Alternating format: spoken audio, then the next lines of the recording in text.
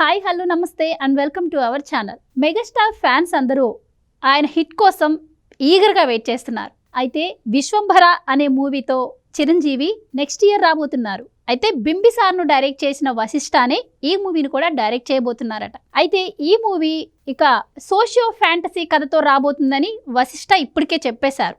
అయితే ఈ movie Hitler కథ కూడా ఆ నేపథ్యంలో కూడా ఉంటుంది. అంటే ఈ మూవీలో కూడా విశ్వంభరలో కూడా ఆయనకు 5 చెల్లెళ్ళు ఉండబోతున్నారని కూడా ఒక చిన్న ఇన్ఫర్మేషన్ అయితే లీక్ అయింది.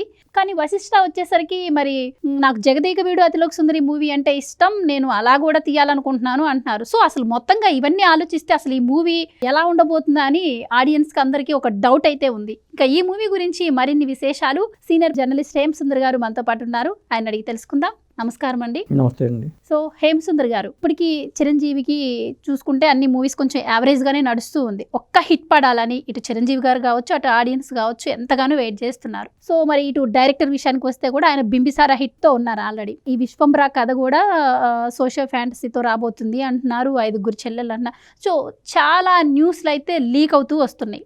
సో ఏది నిజమంటారు? అసలు ఈ మూవీ ఎలా ఉండబోతుంది అంటారు? లీకులు అంటే సాధారణంగా వాళ్ళే లీకులు చేస్తూ ఉంటారు. ఒకసారి బయట రెస్పాన్స్ చూద్దామని కూడా లీకులు చేస్తూ ఉంటారు. కొంతమంది ఏమో అసలు ఏ వార్తలు తెలియక ఉన్నాయో లేని కల్పించి రాస్తూ ఉంటారు. అలా కూడా ప్రచారం జరుగుతూ ఉంటుంది.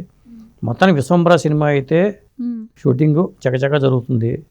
చిరంజీవి గారు షూటింగ్లో పాల్గొంటున్నారు. ముఖ్యంగా ఆయన ఈ నెల నుంచి ఆయన షూటింగ్లో పాల్గొంటున్నారు. అంతకుముందు ఏంటంటే ఆయన లేకుండా కొన్ని సన్నివేశాలు చిత్రీకరించారు.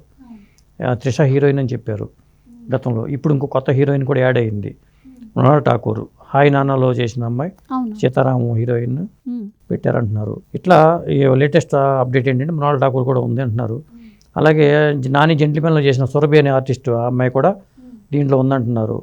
ఊర్వశి రౌతేలతో మళ్ళీ ఒక పాత్ర ఉందంటున్నారు. ఇట్లా రకరకాల టాక్స్ అయితే వస్తున్నాయి.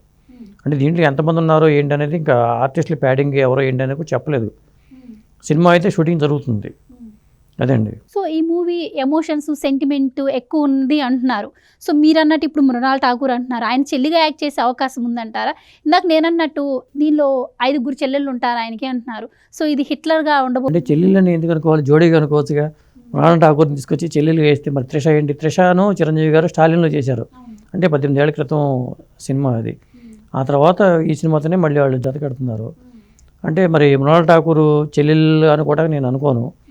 లేదా అమ్మ మృణాల్ ఠాకూర్తో పాటు ఆ పాపను కూడా క్యూట్గా ఉండే పాప ఉంది, ఆయన నాన్నలో చేసిన పాపను కూడా పెట్టుకోవచ్చేమో. ఎందుకంటే జగదేక వీడు అతిలోక సుందరి అని ఇష్టం అంటున్నాడు కాబట్టి వశిష్ఠు పిల్లలు కూడా ఉంటారు ఆ సినిమాలో.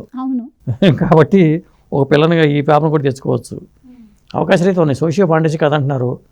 కొంతమంది ఏమన్నారంటే జగదేక వీడు అతిలోక సుందరికి కొనసాగింపు సీక్వెల్ ఇది అన్నారు. కానీ అప్పుడు అశ్విని దత్ గారు స్టేట్మెంట్ ఇచ్చారు, మా జగదేక వీడు అతిలోక సుందరిని ఎవరైనా తీసుకున్నా కానీ దాన్ని సీక్వెల్ చేసినా కానీ మేము ఒప్పుకోమని చెప్పి ఆయన లీగల్ నోటీస్ కూడా ఇచ్చాడు.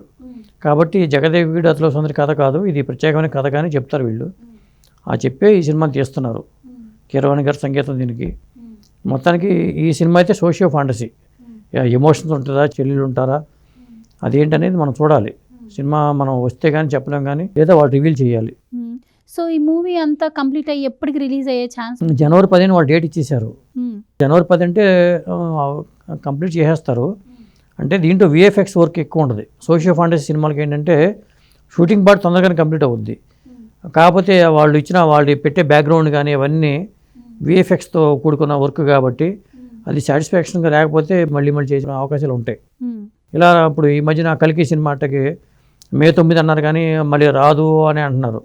అసలు మొన్న సంక్రాంతికి రావాల్సిన కల్కి సినిమా అంటే రాకపోవడానికి మళ్ళీ పోస్ట్పోన్ చేయాలనుకోవడానికి కారణం ఏంటంటే విఎఫ్ఎక్స్ వర్క్ అవ్వదు. అది సంక్రాంతికి ముందే వీళ్ళు ఖర్చు వేశారు కాబట్టి ఫాస్ట్గా చేస్తారు. వశిష్ఠ కూడా బింబిసార్ తర్వాత పెద్ద హీరోతో అవకాశం వచ్చింది. అతను ఫాస్ట్గా చేసే డైరెక్టరే.